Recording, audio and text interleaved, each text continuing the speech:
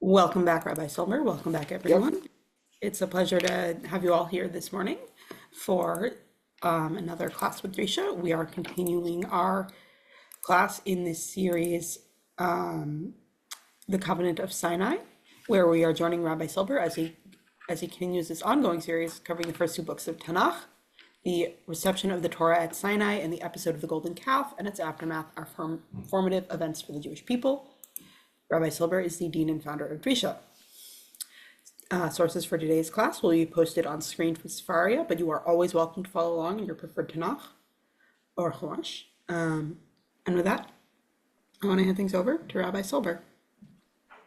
Thank you very much. We're in the middle of chapter 18, which just happens to be this week's Torah reading, Parshat Yitro, which contains, among other things, the Ten Commandments. Sinai is the title of the class, but we're still in chapter 18. When Yitro comes to visit Moshe, he brings with him Moshe's wife and children. And we discussed last week this interaction between Moshe and Yitro. We're up to the middle of the chapter, and I just wanted to pick up just in pasuk number 9. It says Yitro rejoiced when he hears what God had done for Israel. We talked about that. What Yitro learned in Moshe's telling more than he had known earlier, and then Yitro's response when he hears this. I just wanted to start with that. Vayomer Yitro in verse number 10. Baruch Hashem asher hitzil etchem miyad Mitzrayim umiyad Paro asher hitzil oto mitachat yad Mitzrayim. We talked about this last week. The focus on the word lahatzil, which for Yitro, presumably in the context of the Yitro episode back in chapter 2, Ish Mitzri hitzilanu miyad haroim, is to save the weak from the stronger. And what Yitro comes to understand about the God of Moshe is that this God cares specifically about the weak and defends the weak. That's what Moshe had told him. That's what Yitro did not know. When he hears this, he's very excited about this. And he repeats the word hitzil 3 times. In verse number 10, it appears, I believe, verse twice. And then in verse 9, it appeared as well. Let's see. Asher hitzilo in verse 9. Baruch Hashem asher hitzil. Asher hitzil miyad Mitzrayim. 3 times the word Chatzil. That's what we talked about last time. I want to make a different point here about Yitro that we did not discuss last week, and that is what's interesting about Yitro over here. Who is Yitro? He's Moshe's father-in-law, but the Chumash describes him as Kohen Midyan.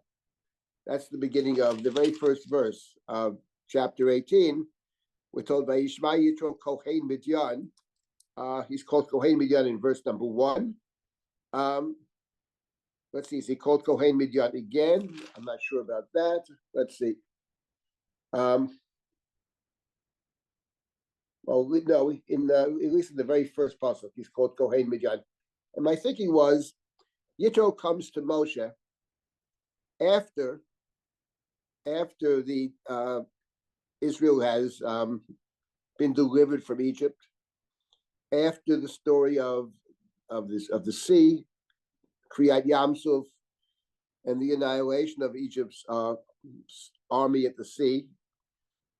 And what's interesting, he comes essentially, and what he does after he comes is, in verse number 10, says, Baruch Hashem. He gives a blessing. And if we think about that, there's a parallel story in the Torah. Pretty precise parallel story in the Torah, but a different priest comes after a great victory and issues a blessing. And of course, I'm referring to the story of Abraham, back in chapter 14 of Sefer Bereshit, the war against the 5 kings, against the 4 kings. We're not going to go back into that. But Abraham then does battle against the 4 kings in order to rescue his nephew Lot. He rescues Lot. He rescues all the people of Sodom. He retrieves all that they have lost, all the money, the goods, etc., all the rechush. And when he comes back, he's greeted by Malki Tzedek. Malki Tzedek is Hu Kohen Li'el Elyon. He's a priest to El Elyon. It doesn't say he's a priest to Hashem, but he's a priest to the high God, to El Elyon. and he issues a blessing. Baruch Avram li'el elyon konei shemayim va'aretz, u'baruch el elyon asher migein sarecha biyadecha. So that's when we first encounter a priest, actually, and not a Jewish priest, but a priest who comes after the war and issues a blessing.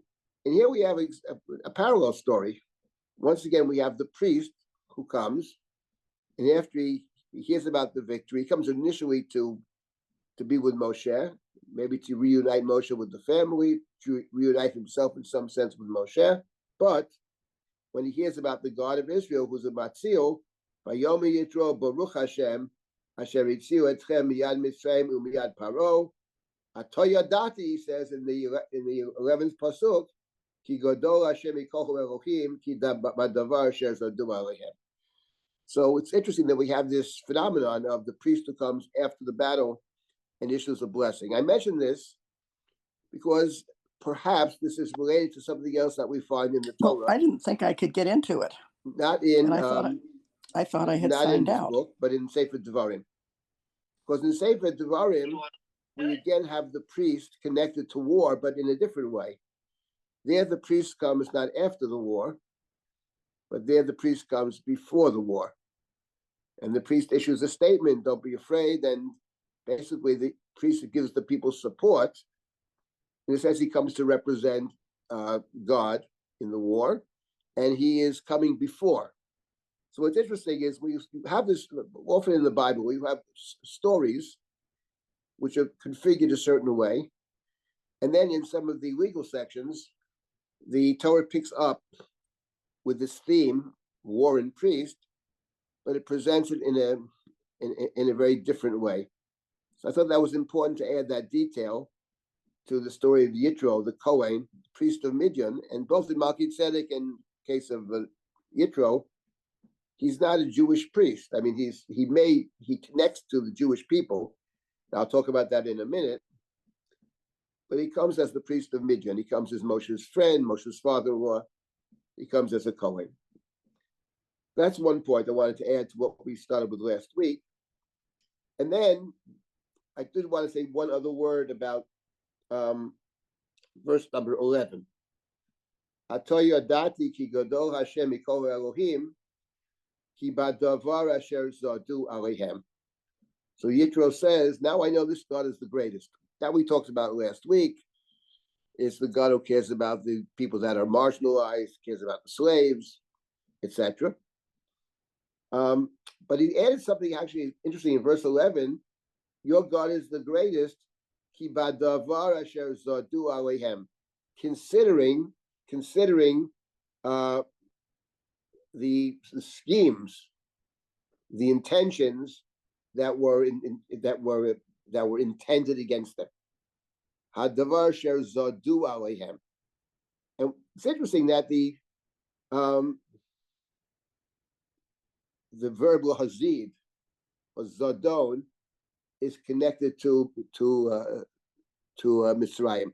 We actually have that in the daily prayer service when we talk just before the Song of the Sea, which is recited in the morning before the blessings of the Shema, and we cite the verse that Ki hezidu aleihem. It once again talks about the story of the sea as hezidu aleihem. They had schemed against them. What does that mean? What is the point of the scheming against them? So the commentaries have a couple of thoughts about why the focus on ki badavar asher zodu aleihem. I'll mention two of the thoughts. One is found in Targum Onkelos and one is found in the Ramban.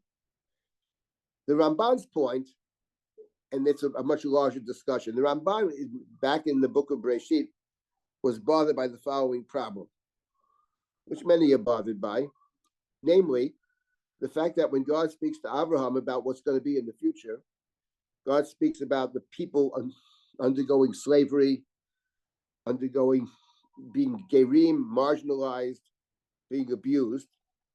And then God says to Abraham, the nation which enslaves them, I will punish. The Ramban is bothered the problem that bothered many medievals. If God is predicting what's going to be, so what choice do the the enslavers have? It's already predicted beforehand.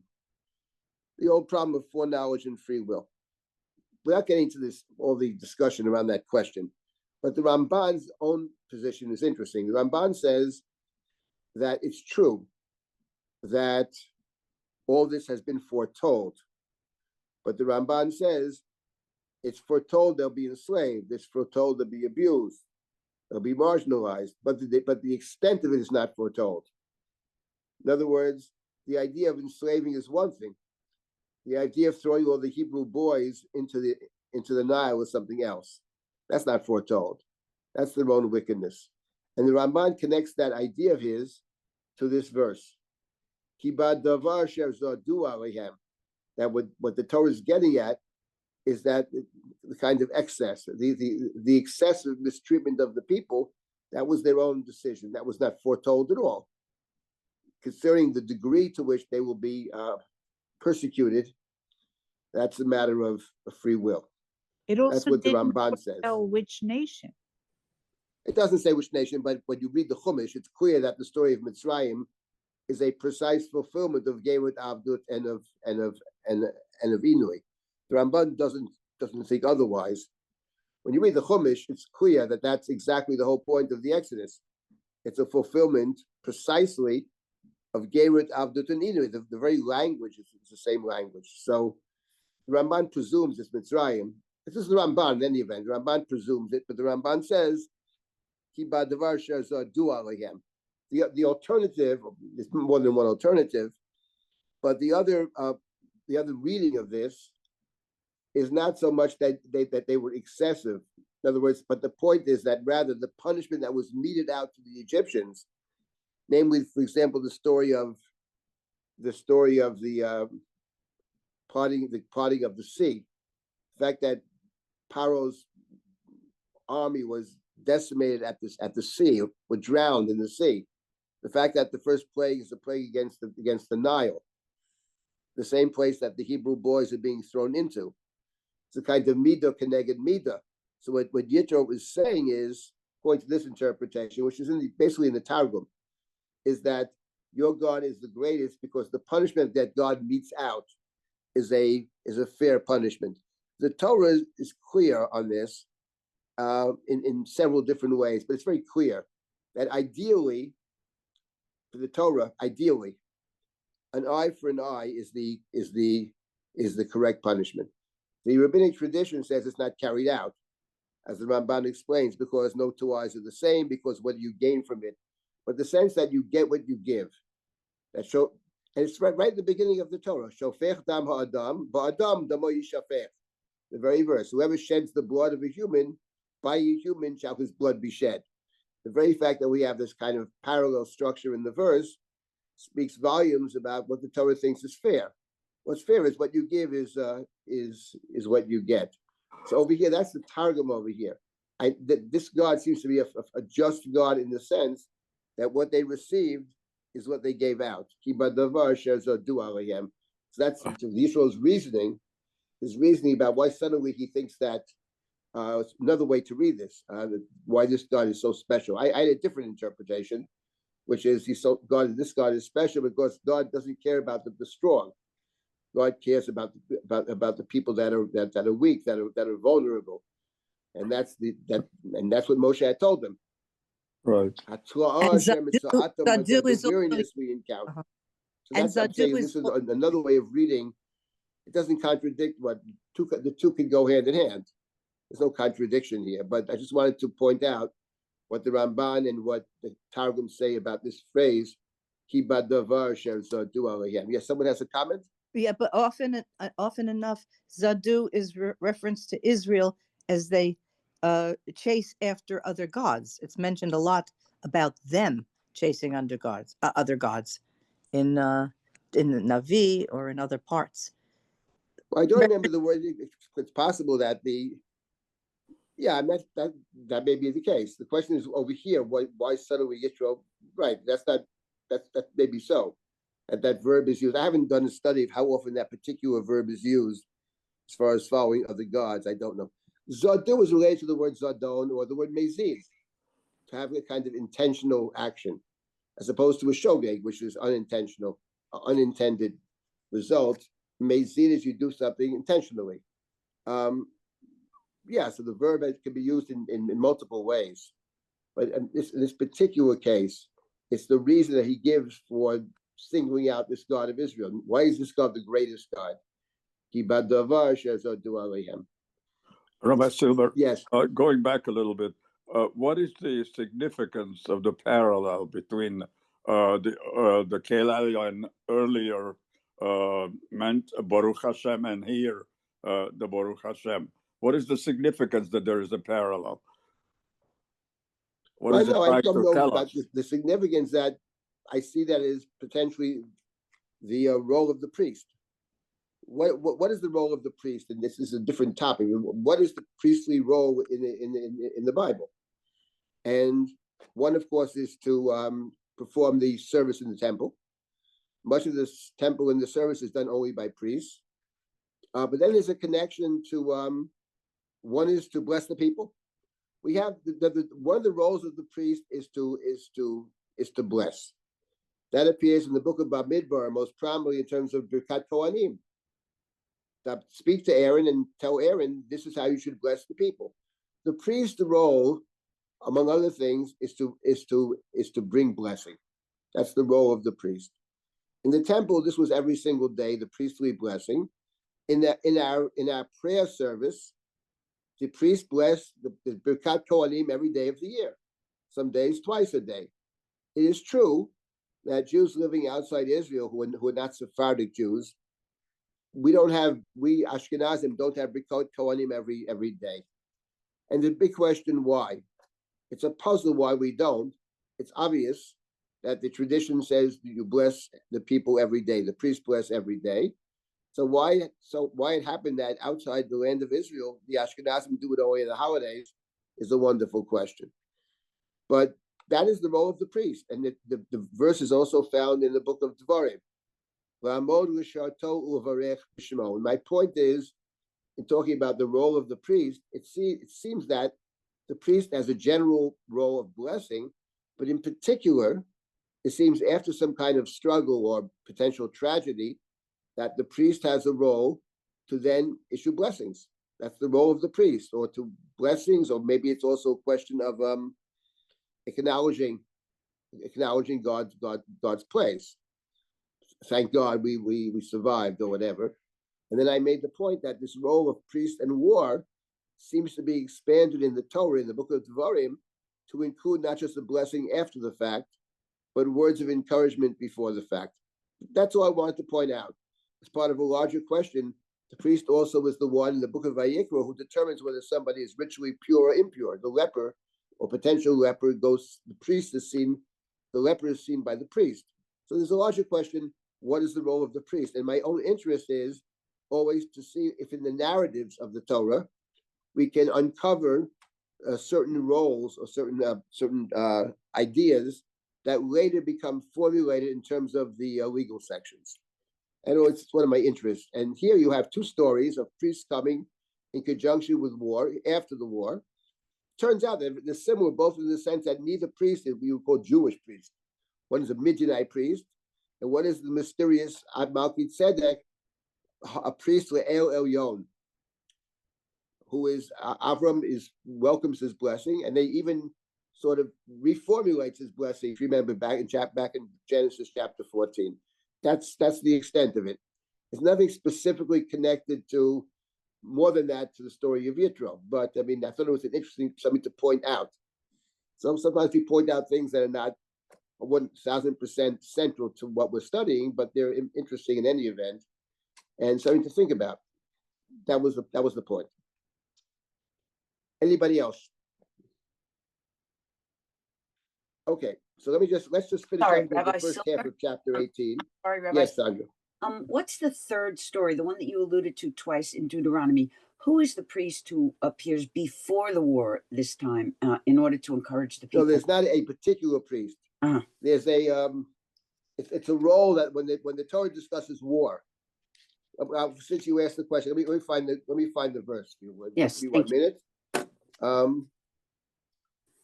Should be in chapter 20 or 21 of Devarim when we find this.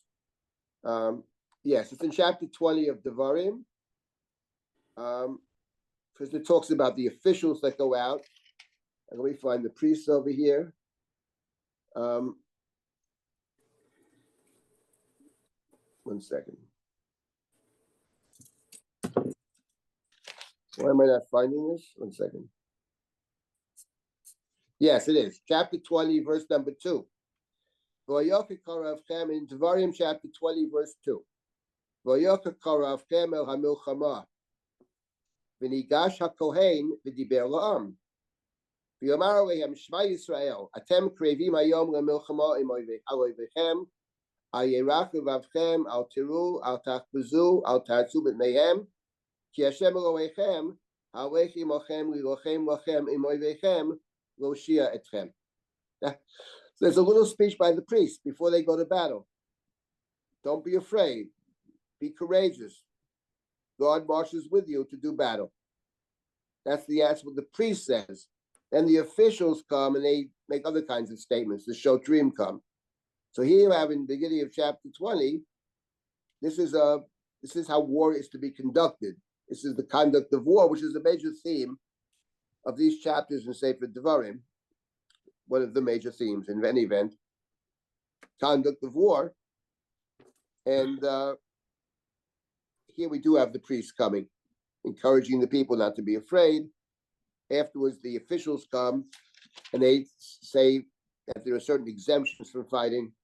Someone who just got married, someone planted a vineyard, and then someone who's afraid to fight should go home and not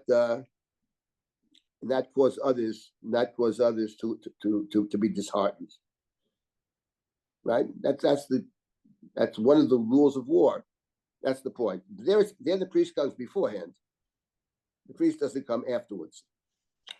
Okay. In any event, this is a larger question about war in general, and there also is a theme that runs through the Bible about responses after the war.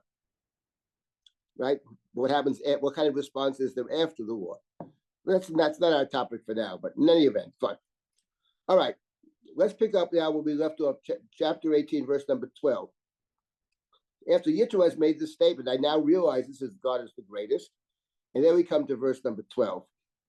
Vayikach Yitro choten Moshe ola uzvachim le'Elohim.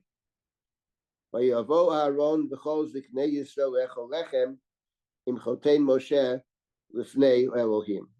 So Yitro, Moshe's father-in-law, he brings sacrifices. He brings a burnt offering, and he brings an offering that is eaten, right? Here they translate burnt offering as sacrifices. A zevach is a sacrifice that's eaten, usually by a group of people, and an olah is a burnt offering. So he brings two sacrifices: olah to shlamim, one might say, olah to zvachim, and Aaron and the elders of Israel come to eat lechem, to eat together with Yitro before God. So what we pointed out last week was that Yitro comes to Moshe with Moshe's wife and children. And here in verse number 12, he eats lechem together with Israel, with Aaron and the elders. Back in chapter 2, when we first encountered the priest, whose name there is Reuel, but presumably it's the same person, there when the daughters of Reuel come home, and they come home early, and the priest says to them, why are you home so early? Oh, some Egyptian man saved us. So Reuel / Yitro says, where is he? Kirin lo v'yochal lachem, invite him to eat bread. So Moshe, they get Moshe. He says, and Yitro gave Tzipporah, his daughter, to Moshe as a wife.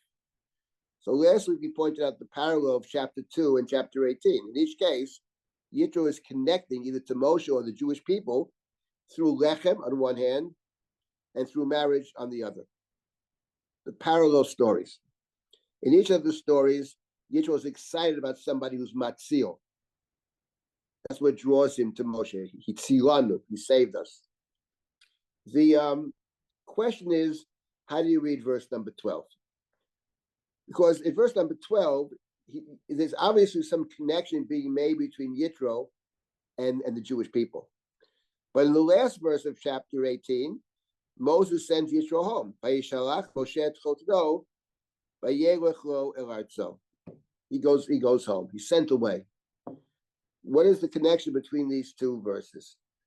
So Rashi's position, and Rashi often tries to read the Talmudic statements into the Torah, whether they're midrashic or whether they're halachic. For Rashi, what's spoken of over here, for want of a better term, is a kind of conversion, that Yitro joins the Jewish people. Joining the Jewish people, how does one join the Jewish people in a formal sense? What is required in order to sort of become Jewish? What is the process of conversion? So the process of conversion, as understood by the Talmud at least, for a man it's circumcision, it is ritual immersion, tevilah, it's acceptance of the commandments, and then it's bringing a sacrifice.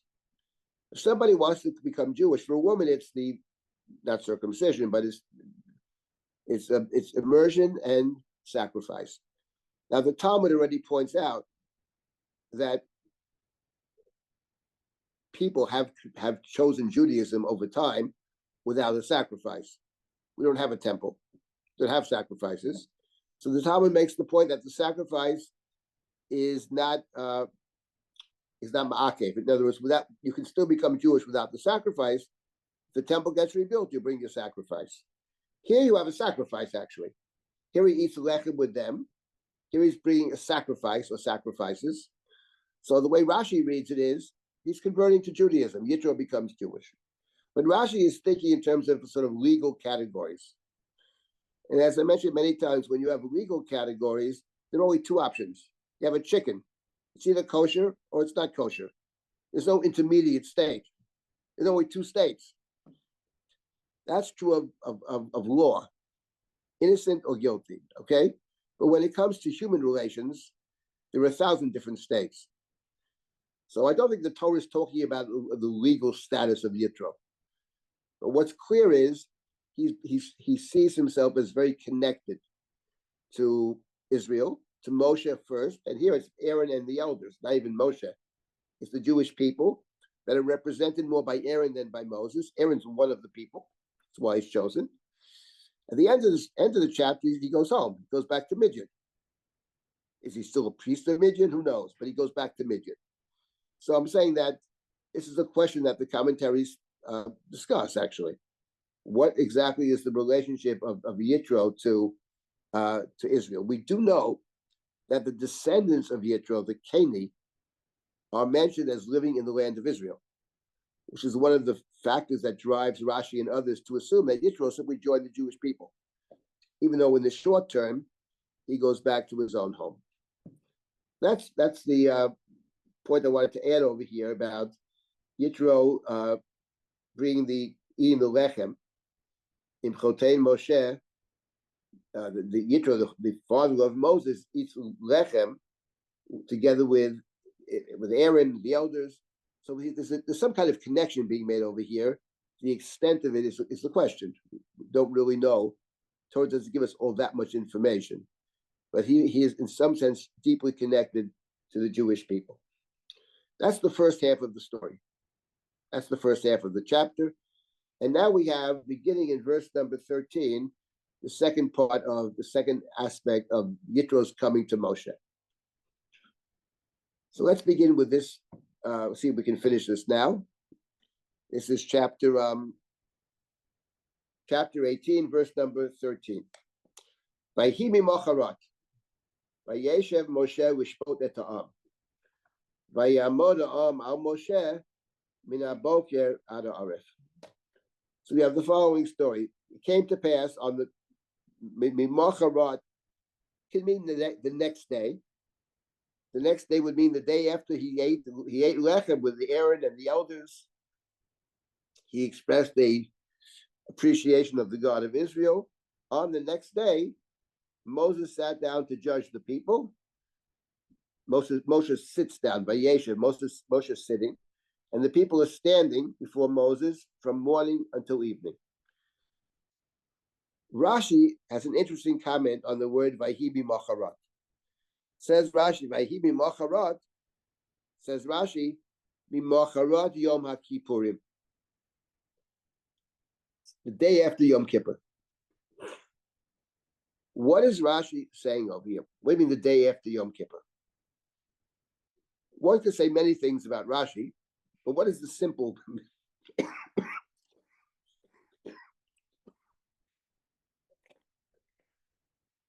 the simple interpretation? What is Rashi getting at the day after Yom Kippur? So the simple, I mean, it's obvious, I think, what Rashi's saying, but namely, what is Yom Kippur? Why does Rashi mention Yom Kippur over here? Because according to the rabbinic understanding of the chronology of the second half of the book of Exodus, the tablets of Moshe comes down the mountain. Moshe goes up to the mountain to receive the Torah. Okay, takes place in the third month. He's going up these 40 days, comes back down, and there's the golden calf. And Moshe breaks the tablets. Moshe breaks the tablets on the 17th day of Tammuz, Yud Zayin B'Tammuz. Moshe breaks the tablets, and all that follows. And Moshe goes up finally to get the Torah a second time, and he comes down. On what day does Moses come down with the second set of tablets? Not the broken ones, but the tablets that are not broken. The second set of tablets. When does that happen according to rabbinic tradition? It happens on Yom Kippur. Yom Kippur is the day of Kabbalat HaTorah, believe it or not. That is Jewish tradition, and there's a whole discussion about this. So when Rashi says, Vayhi Macharat, it came to pass, says Rashi, Macharat Yom HaKippurim, what Rashi is suggesting, this is the question that we raised when we began to study chapter 18. Says Rashi, the story of Yitro, the story of Moses judging the people, is not in order. It's actually out of order. Because chapter 19 is followed by chapter 18 is followed by 19 and 20, which are the Ten Commandments. That's in the third month. Traditionally, after the holiday of Shavuot. It's right around that time. Torah never connects it to Shavuot, but certainly it says the third month. Third month is Sivan, right? Nisan, Iyar, Sivan. Shavuot is the 6th or 7th day of Sivan. We have it on the 6th day. But point is, so Rashi is saying, Mimachret Yom HaKippurim, that the story of Moshe judging is after the Torah was really received, not the broken tablets, after the golden calf. That's Mimachret Yom HaKippurim. So Rashi is of the opinion, and we've seen this already on other occasions, that Rashi is one who doesn't necessarily assume the Torah is in chronological order. The Ramban assumes basically the Torah is in chronological order. So the Ramban says, Mimachrat simply means the day after Yitro sat down with the elders to eat. Following that, he's hanging around the camp, he's still there, and he sees what's going on with Moshe, who's now sitting to judge. Because there always are laws. There were laws given in Mara. Every community has laws. Okay, we haven't got the Torah yet. But it doesn't mean there aren't laws. Moshe sits down, and the people stand before Moshe, Mina Boker ad Arif. Okay, that's the plain meaning of Mimachrat Yom HaKippurim. Again, it lends itself to many different, if one has to give a sermon in the synagogue, one could say many things about Mimachrat Yom HaKippurim, sitting as a judge on the day after Yom Kippur. I can think of many different drushot, one might say. One that jumps to mind, spur of the moment, would be that Yom Kippur is a day of repentance. So after Yom Kippur, we give people the benefit of the doubt. We assume that everybody starts with a clean slate. When you're sitting in judgment, two people come before you, the judge has to presume that each of these two people is an innocent party. We don't prejudge the case by saying, well, that guy is a crook. The other one is an honest person. You can't judge that way. People come to court, present their case.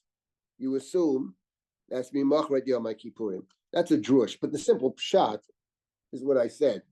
It means it's taking place afterwards, not in order. The story takes place after we've received the laws. There's a lot more to judge once you have a whole new body of law. In any event, Moshe is sitting down because the judge sits, and the litigants and the witnesses stand up, and they're standing before Moshe from morning until evening. Mina boker ad erev means all day. Whatever boker means, it means dawn, it means sunrise, but it means the whole day. Until sunset, until stars come out. Mina boker ad erev. Vayarech otein Moshe ekol asher hu oseh la'am.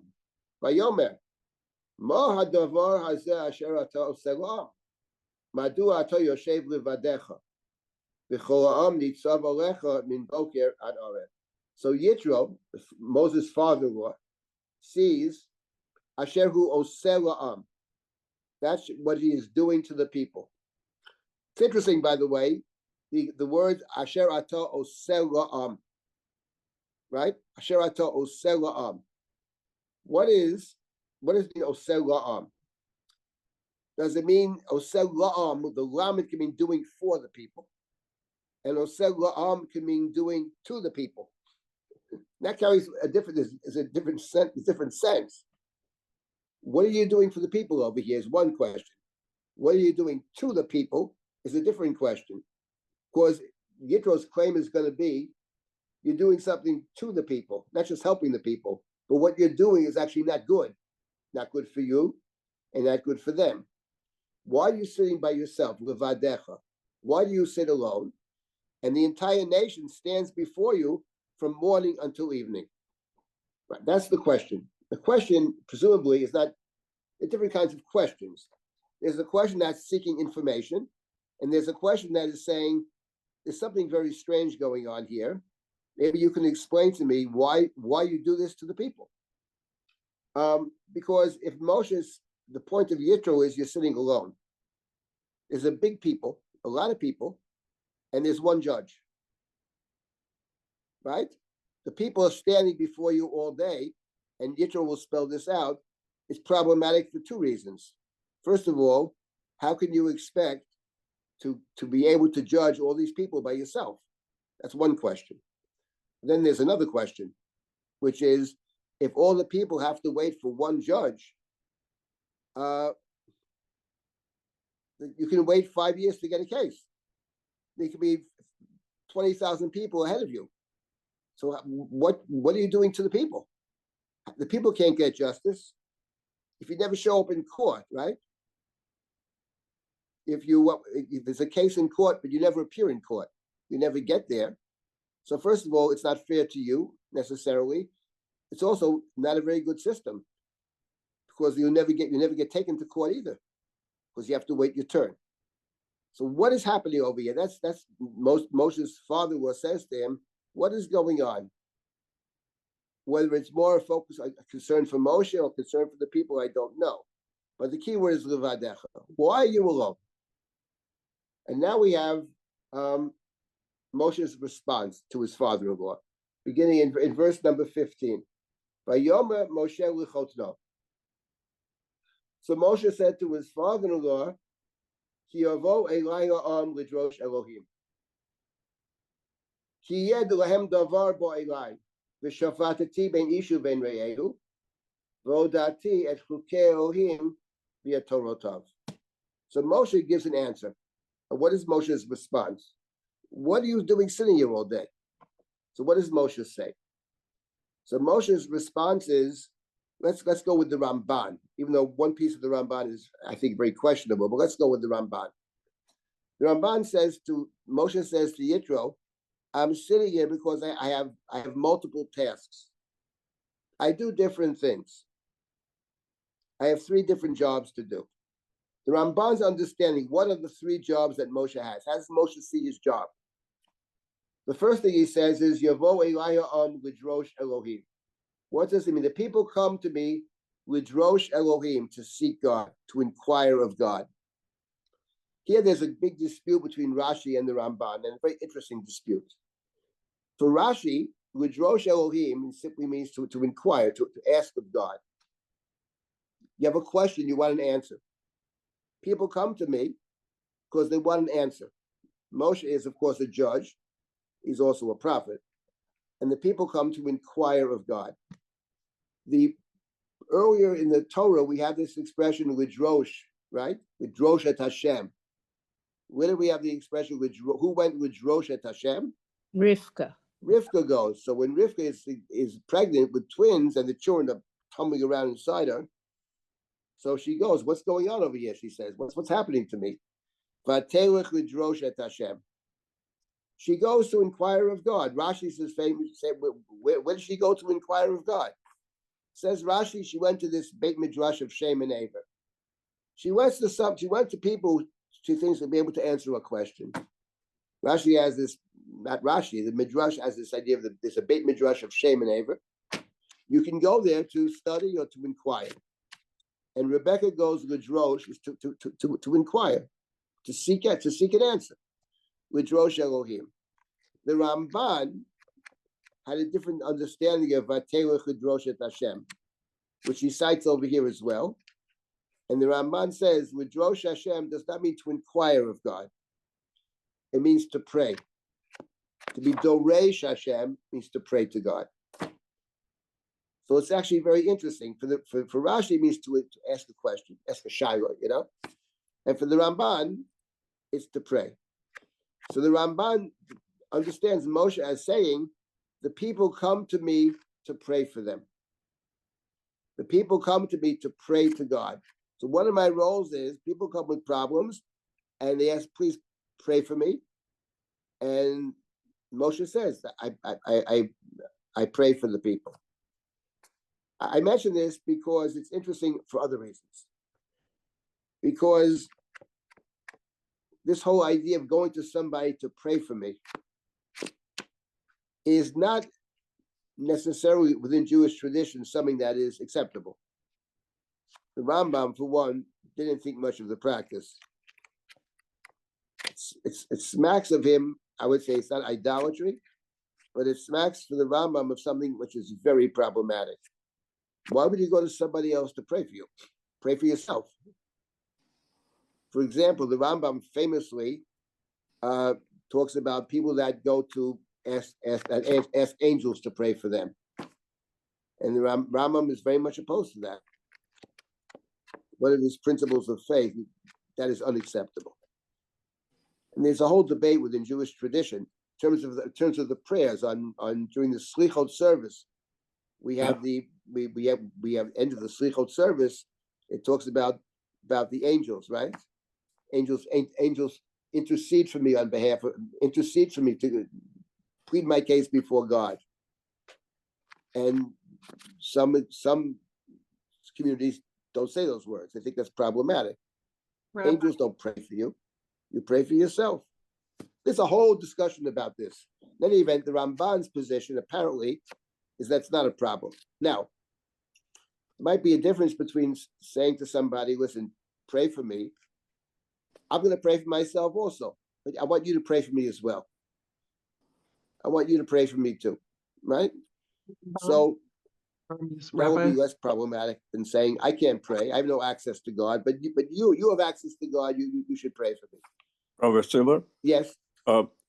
There's a difference because here it says Ha'om, that it's a public kind of prayer. I'm praying for about the destiny of these people. And then the next one, but I also have another responsibility of Ishariyeh, where I speak to individuals. No, I think the Ramban is talking about individuals who come. The Ramban is not talking Moses praying for the Jewish people. That's another story. Yeah, but it's here, and it would seem that it's here. What he's talking about is the people, because there's a difference in the language. The people. Right, you're saying that Ha'am can mean the collective. I mean, the Ramban doesn't take it that way. No, the Ramban I understand. Means individual people come. Some come for receive. So there's three different things the Ramban says. One of them, some people come for A, some people come for B, some people come for C. There is, so for the Ramban, A is, some people ask me to daven for them. Want me to I understand what the Ramban says, yeah. That's for the Ramban says, right? We can, the general discussion about asking others to pray for you, or some people have, they can pray where I can't. Is there such a thing where I can't pray, but you can pray for me? I ask you to pray for me. I can't pray for myself. That's where the debate comes in. But that's a whole other interesting and big conversation. But this is the Ramban. Moshe's explaining why he's so busy. Well, listen, people come, but they have requests. I should speak to God for them. That's number one. Then he says, the second thing he says is, Ki Elohem davar bo'elai. Now the word davar, Daled Bet Resh, appears 10 times here. And davar often has the meaning of a legal matter. And Moshe says, the second thing is, I sit as a judge.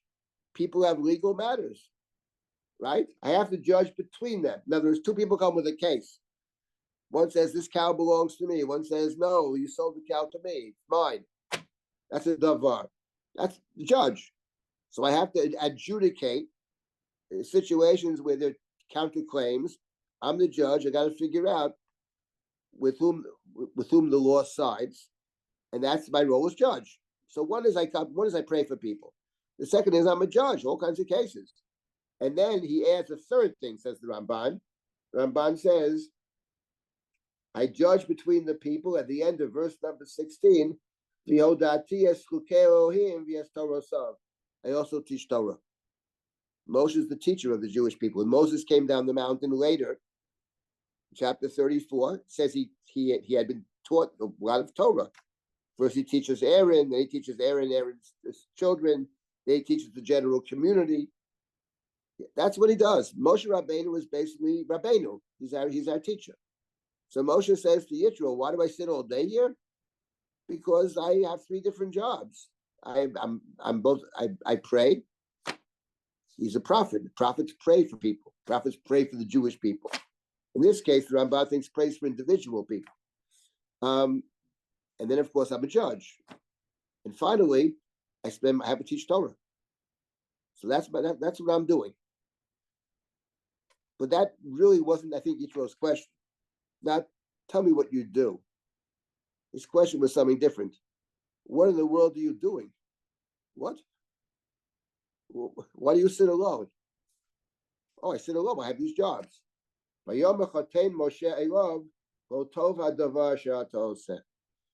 His father says to him, the thing that you are doing is not good, is lo tov.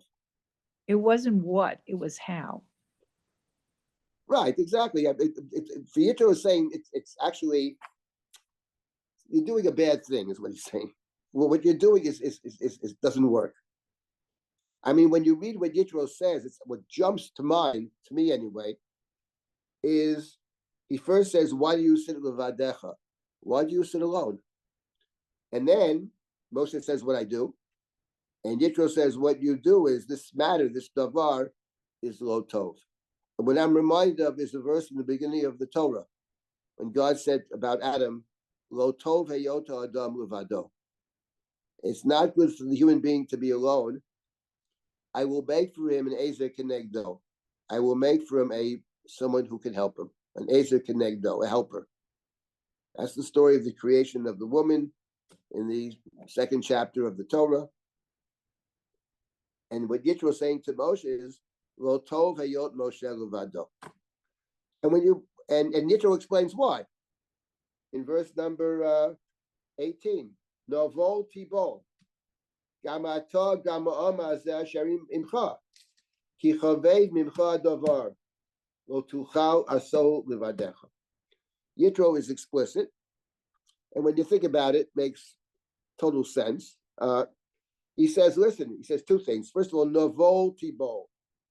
What does Novo Tibol mean? So the translation we have here, which I like, and many interpret this way, you will wear yourself out. You'll wear yourself out. The Rashbam had a different interpretation of Novo Tibol, like we have in Migdal Bavel, V'novlosham Sfatam. You become confused.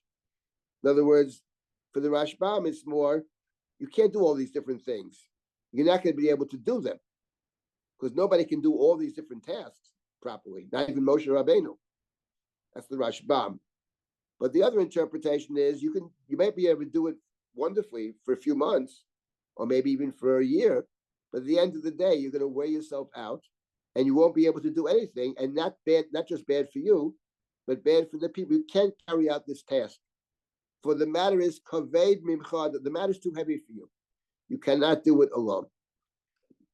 Now, before I get to the question I wanted to raise, I want to point out something else about this verse. We in our study, since we begin the third week, we've come across this phrase before. Kaved mimcha davar. The matter is too heavy for you. Where did we come across this expression? The matter is too heavy for you. What was too heavy?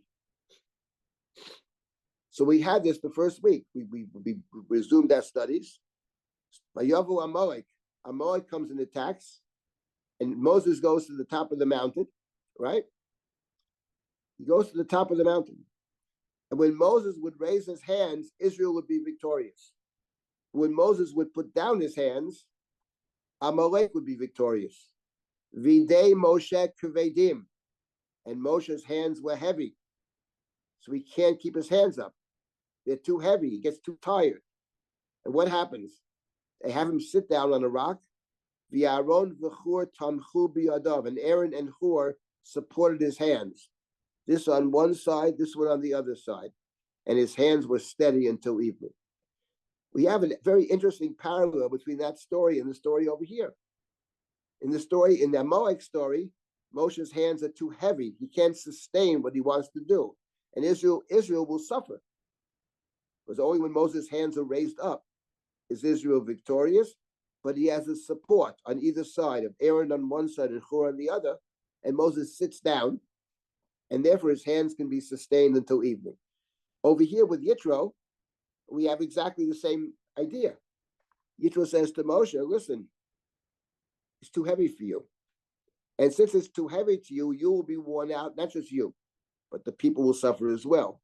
You can't do it by yourself.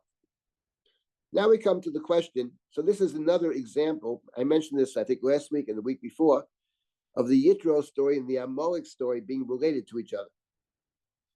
But here, I want to ask the basic question. What is Moses thinking? I mean, we're talking about Moshe Rabbeinu. The point is, you don't have to be Moshe Rabbeinu to figure out that you can't sit by yourself. If there may be about 2 million people involved over here, 600,000 men, probably equal number of women, with different cases, children, who knows? And you have one judge for all these people who's doing 3 different jobs. Nobody could possibly do that. You don't need the priest of Midian to figure it out. What is this man thinking? What is Moshe thinking? He can't possibly imagine that this could work. So what is his thinking? That's the obvious and central question over here. And I think the answer is obvious as well, because Moshe basically answered it. Moshe understands the problem, but Moshe thinks he has no choice. And he thinks he has no choice because of the very first words he says. Ki yavo elai ha'am lidrosh Elohim. The people come to seek God. And I would say, not like the Ramban. Even if we accept the Ramban, I don't think it would be lidrosh Elohim means for Moshe just prayer.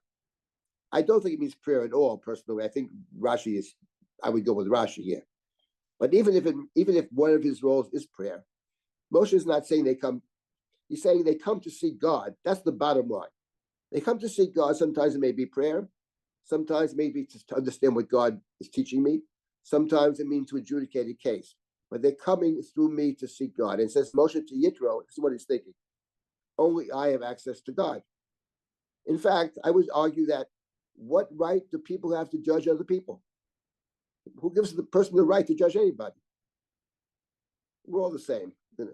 I'm going to judge you, even apart from the fact that how much do people really understand?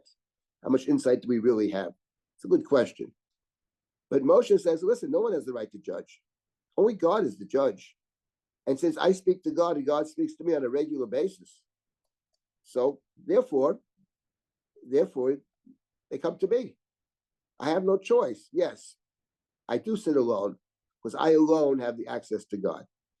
That's what Moshe says to Yitro. And what Yitro's answer is, and we'll see, is basically Moshe's correct. The problem is it doesn't work. It's a beautiful theory. It's a wonderful philosophy, but it can't work. It just can't be done. That's the point. And therefore, we've got to find some other way to allow it to work. Systems always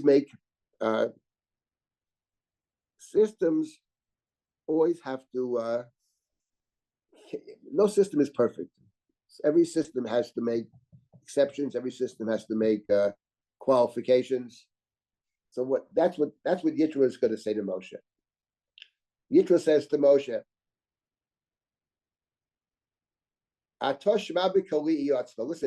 listen to what I tell you. Listen to me. I'm going to give you some advice. Bihi Elohim, and may God be with you.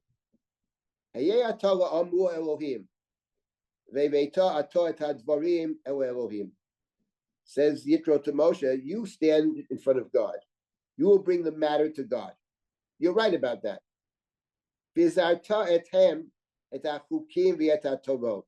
And you will his harta is a good question. What his harta means? Does it mean to guide them? Does it mean to warn them? But in some way, you will be informing them of God's teachings, the chukim and the Torah.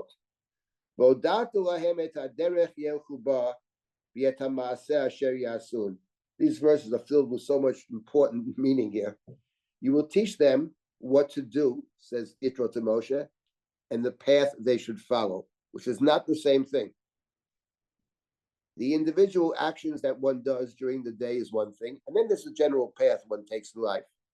You can advise them about the path they should take. Haderech Yehuba. The Talmud, of course, famously comments, Haderech Yehuba Lifnim Mishurat Adin, to go beyond the law. There's the law, and then there's the path we take. Sometimes the path we take means going beyond the law, making additional sacrifices. That's Haderech Asher Yehuba. That is your job.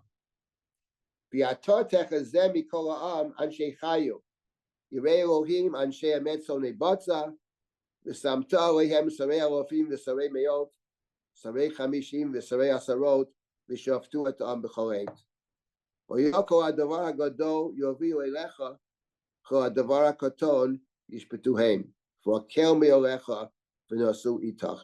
This is what Yitro said. This is my advice, he says. And follow what I have. He says, follow my advice. It makes a lot of sense. Says, your job is, you're the one that interacts with God. That is true. And you mentioned, let's follow the Ramban. You mentioned you have 3 jobs. 2 of those 3 jobs only you can do. Okay, the Ramban thinks Moses prays for them. I said that's problematic, but fine. But teach them the way, teach them the path, teach them the rules, teach them the Torah. That's your job. No one can do it better than Moshe Rabbeinu. But the other business of judging, that you have to delegate. That you delegate. And here's how you delegate it. Appoint different kinds of judges. In charge of the thousands, the hundreds, the whatever, the 50s, the 10s, maybe a system of justice. And on an everyday basis, people have a case, a trial. You go to the judges. Now, these judges need certain qualifications that we'll get to, but you go to the judges, and they're going to judge, in the words of Yitro, they will judge the smaller matters. The big matters they take to you.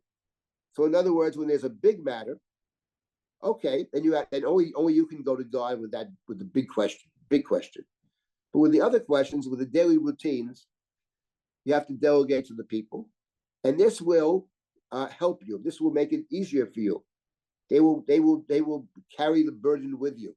They'll share the burden with the Nasui Tach for Kel Me'olecha. And if you do this in verse 23, Emet hadavar zeh ta'aseh v'tzivcha Elohim v'yochalta amot. You will, if you do this thing, God will command you, right? As God commands you to do, you will be able to stand. Here there's a play because the judge always sits. You'll be able to stand means you won't have to be sitting in judgment all day. You'll be able to do other things. And the people will be able, here they translate, go home unwearied. I don't like the translation. They will arrive at their destination in peace. It's the opposite of Amalek. Amalek comes by Ilachim to make war because they saw weakness. And Yitro sees weakness, and he wants to ensure that the people will arrive at their destination in peace. So that was the advice of Yitro. What's interesting here is, among other things, so in other words, here's the point that I would make about Yitro's advice. Moshe is theoretically correct. Moshe is correct. Only God, only the true judge is God. On the other hand, the judge is trying to figure out what would God say about this case. Says Moshe, who has better access than me? I have the access. So I can find out what God thinks is actually the right thing to do. Says Yitro, very good, but it doesn't work. So therefore, that can't work. What's interesting is that later in the next parsha, Parshat Mishpatim, we read the coming Shabbat, it talks about judges, talks about taking your case to court. And what the Talmud picked up on, which is we'll discuss that when we get to Mishpatim, what the Talmud picked up on is that the word for judge, as the Talmud understood it, in Parshat Mishpatim, is the word Elohim. The judges are called Elohim. So the idea is basically, you maintain the idea that God is the only judge. The question is, can the judges figure out what God would want in such a case? And the claim, the Talmudic claim that the word for judge is Elohim is a very striking term, because it really picks up what Moshe is saying. Only God, right? People come with Drosh Elohim. We wonder what God would say. And I have access, says Yitro, that's true. But you have to appoint judges. They will try to figure out as best they can what God would want in such a case. But there are certain matters that they won't be able to figure out. What Yitro calls Davar Gadol, big matters. The big matter comes to you. The little matter can go to them. And now before I want to make a couple other points about this. Let's just finish reading this chapter. It's Vayishma Moshe l'kol chotno, vayas kol asher amar. Moshe listened, accepts it. Vayishma means to accept over here. He accepts what his father had said to him. He did all that he had spoken of. Vayivchar Moshe anshe chayim likoy. And Moshe chose valiant men from all of Israel.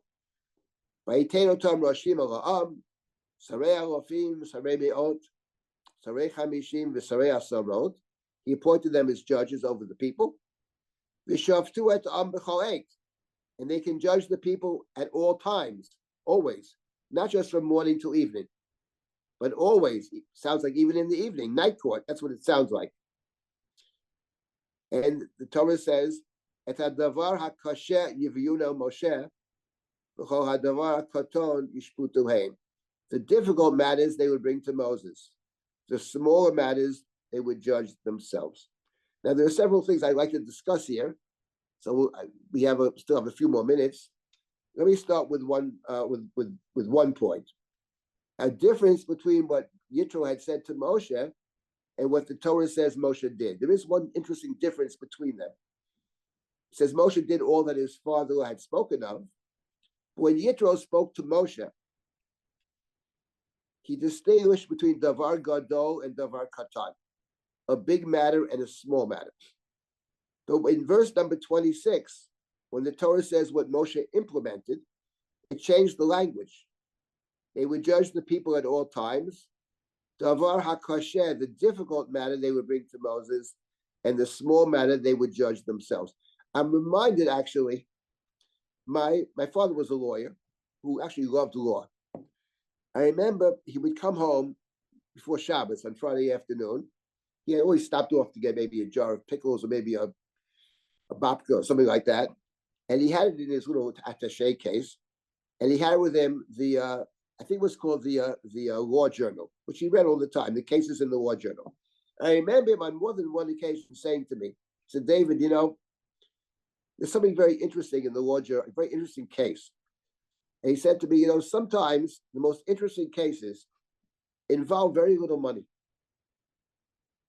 But they're interesting cases. There's a matter of law there. And those are that's why I read this all the time. There's some always interesting theoretical, conceptual cases which deal with the nature of law or a legal problem. It's not about the amount of money in the case. I always think about that because it's exactly what the Chumash is saying over here. For Yitro, the Midianite priest, for him, is difference big and small. It's a lot of money, that's a big case. If it's a small thing, but the Chumash changed the language. The Chumash said, no, that's not what it is. It's Davar HaKasher, the difficult case they would bring, not the big. Could be a little thing. Big for the way it's implemented, it's not big and little in terms of the size of the case. It's difficult as opposed to a small matter. It's easy to solve. But something which is difficult could be a davar katan, but it's difficult that they brought to Moses. So the law is not, it's about the particular case, but every case in law sets a precedent for other cases. There's a principle at stake. So when it was a difficult principle to figure out what should be in this case, that they brought to Moshe. In point of fact, in the Chumash, we do have two cases in the Torah where they brought it to Moshe and Moshe brings it to God. Two cases. Both in the book of Bamidbar. One is the case of the people who came to Moshe and said, Pesach we want to bring the Sheni. carbon Pesach, but we were ritually impure. Why should we be deprived? And Moshe brought their case before God. And the other, of course, is the stories of Tzlafkan's daughters. Our father died, he had no sons, he only had daughters.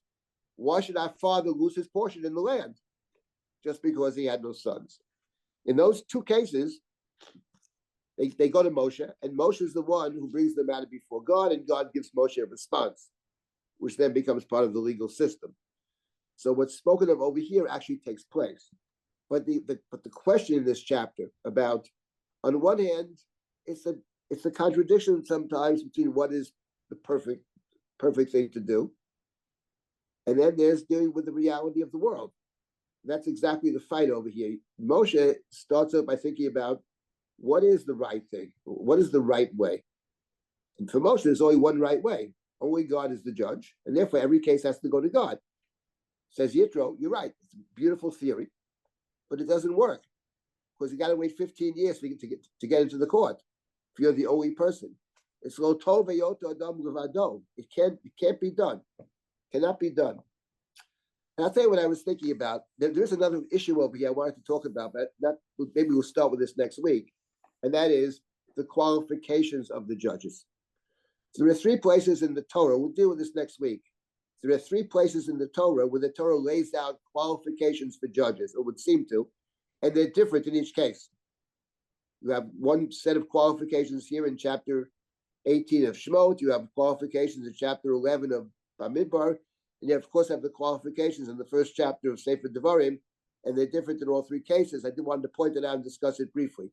So that's something we'll talk about next time. I did want to raise one other question before I stop and take comments and questions. Just to notice that what I said before, lo tov heyota adam levado, we have in the very beginning of creation. It's not good for the human to be alone. The human can't live alone. Every human being needs help. That's how the Torah begins. Now, I was wondering about something else. The expression that we have over here, that Moshe is sitting down in judgment, the Torah could have said it. Moshe is judging all day. But the Chumash didn't say Moshe judges all day. It had a different phrase. Moshe is judging min haboker ad ha'erev. And it struck me that what we have over here, of course, min haboker ad ha'erev, right? Vayerev vayivoker is the byword of the first chapter of the Torah. And the second chapter is lo tov v'yoto adam levado. That for whatever reason, it strikes me that the Torah here in chapter 18 of Sefer Shemot wants us to recall the creation narrative. And perhaps the reason is the following. I'm just speculating here.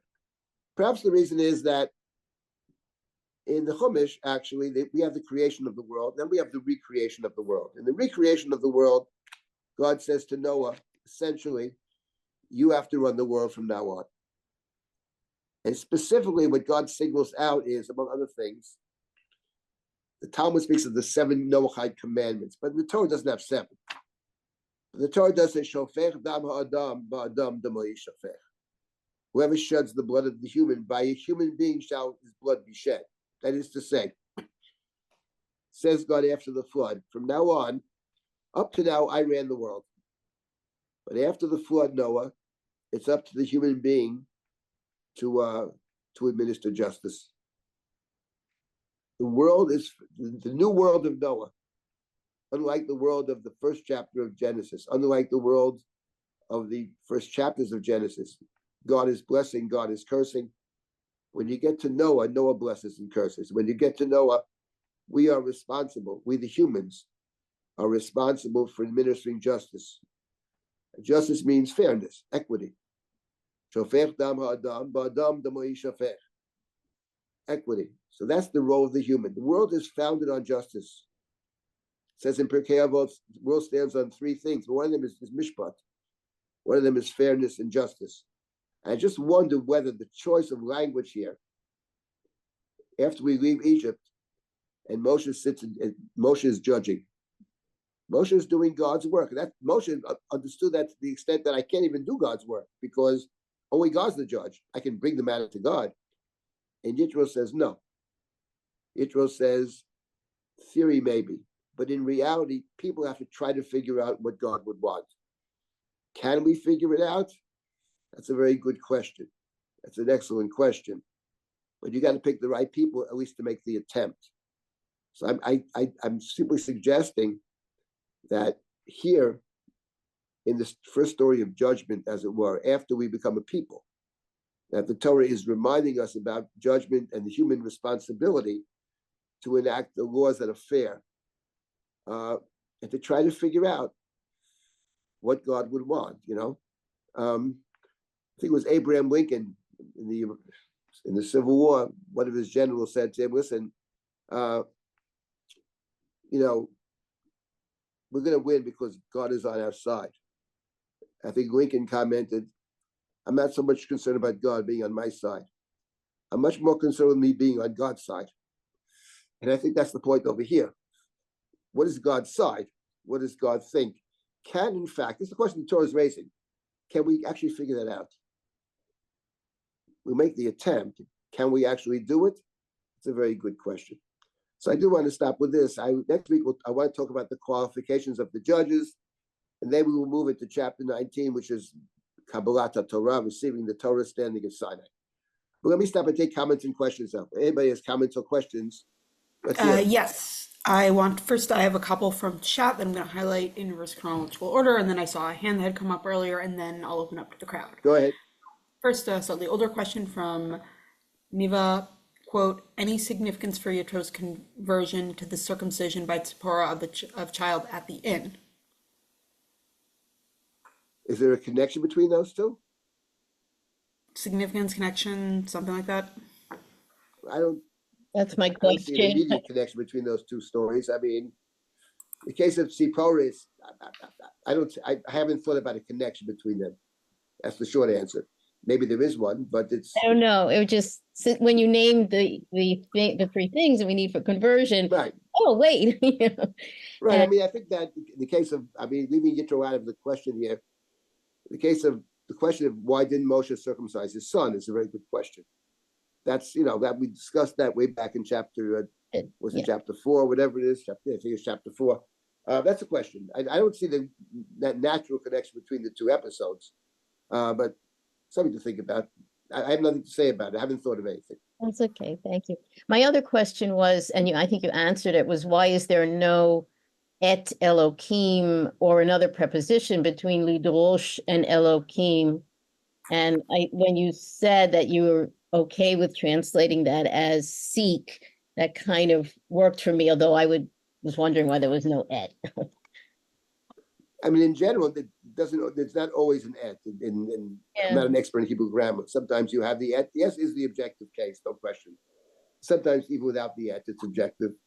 The question is, what does seeking God mean? I think the Ramban thinks it means prayer. I mean, I personally think that's an unlikely interpretation. Others don't see it that way at all, and I don't think it means that over here. But whatever it means, whether it means seek God in prayer, whether it means seek an answer from God, which I think is more likely. Well, maybe God's advice or something like that. Yeah. Yeah. Seeking God in general, even on all three parameters that you spoke about. Right. But yeah, that's what I was pointing to. No, Thank you. for sure. I mean, right. The word, I mean, our place is called Drisha. Right, Drisha yes, means to that was study. not lost on Drisha me. to study something carefully. Drisha means to seek, to search, to be searching for something, certainly a religious quest. And then Drisha means also, of course, to make demands. The Torah makes demands of us. And that's a very important point. We may seek out God, we want to understand, but then the acceptance of the Torah is accepting a certain discipline, a certain demands, certain requirements, etc. We are commanded beings. That's a very important point. Anybody else for a comment? Thank you. Yep. I just want to highlight one more from chat, from Rose Friedman, Yitro to Moshe, teaching Torah overall. Rose, can you I clarify? understand. What's the question? Rose, can you clarify? But the role preference, teaching Torah is uber alles. That's what that says. Well, I don't know. Yeah, I mean, unless you know what to do, you can't do it, right? So we have to understand what we're required to do, and then we try to do it. Right, but logically, the first thing would be to understand what are the requirements. right. Once we But understand that, then we do our best to fulfill those requirements. That's for sure. It's a comment on schools with 100 people working, and the low salary scale is for those who are imparting the Torah. The teaching is not just specific things, though. As Yitro said, the things they should do and the path they should follow. So the teacher is trying to impart both specific rules, and there's the general sense of one's place in the world, and one's place in the world differs for every person. Everybody has a different responsibility. No two people are the same. The question is, what is my responsibility? What is my both opportunity, and where should my commitments lie? That's what Yitro says. And Moshe is doing all of these different things. And all of them come under, I would say, L'drosh Elohim. I do think that's a good interpretation. Okay, we'll stop here then at this point. Next week, we'll pick up with the qualifications of the judge, and we'll come right into standing at Sinai, chapter 19. Thank you all. All right. Thank you, everyone, for joining. It's been a pleasure learning with you all, and I hope to see you next week. And with that, I'd like to wish everyone a good day. Thank you. Take care and be well.